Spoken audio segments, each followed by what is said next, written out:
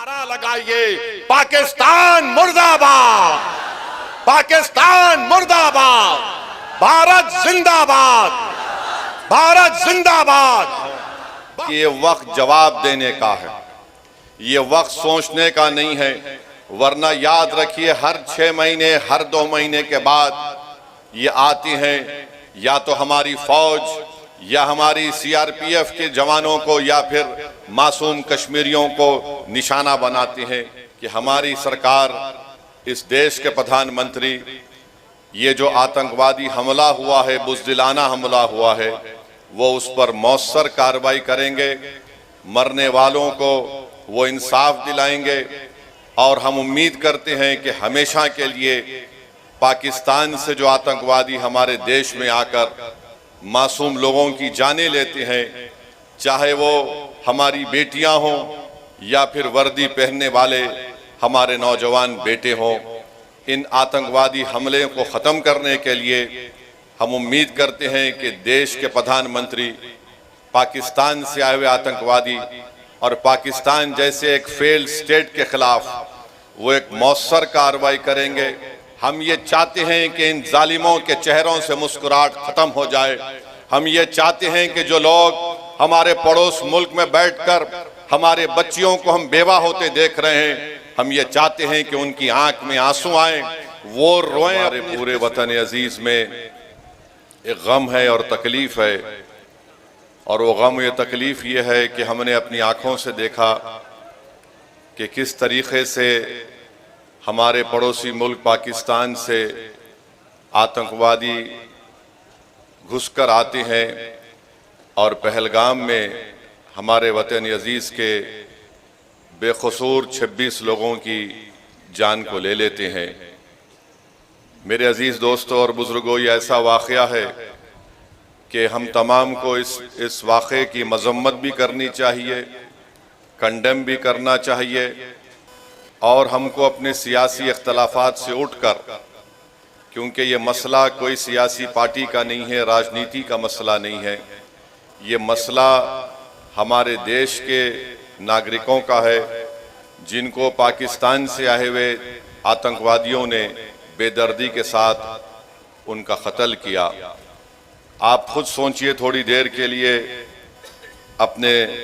दिलो दिमाग पर जोर डालकर कि आपकी एक बेटी है, आपकी एक बहन है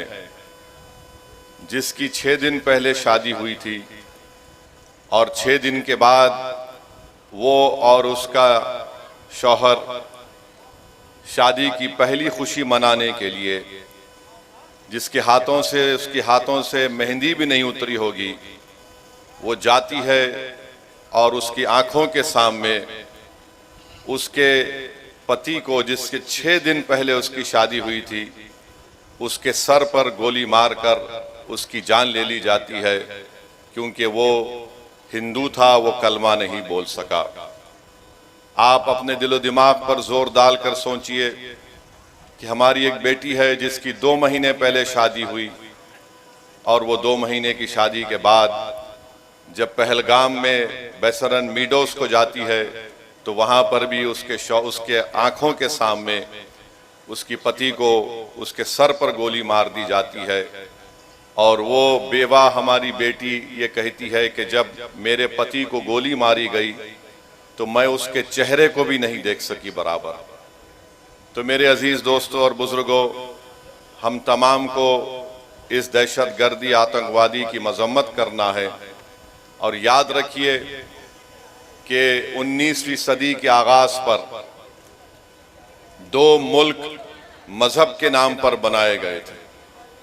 और आज मैं जिम्मेदारी के साथ कह रहा हूं कि 75-80 साल के बाद ये दोनों मुल्क नाकाम स्टेट हैं, फेल्ड स्टेट हैं। एक का नाम पाकिस्तान है, दूसरे का नाम इजराइल है। ये दोनों भी मजहब की बुनियाद पर बनाए गए थे।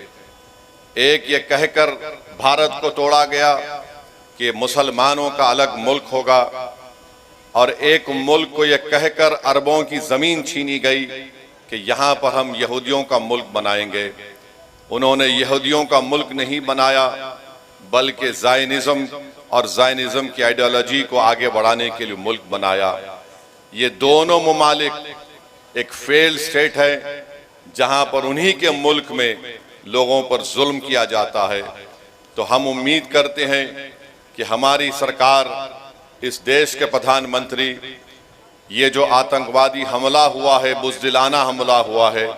वो उस पर मौसर कार्रवाई करेंगे, मरने वालों को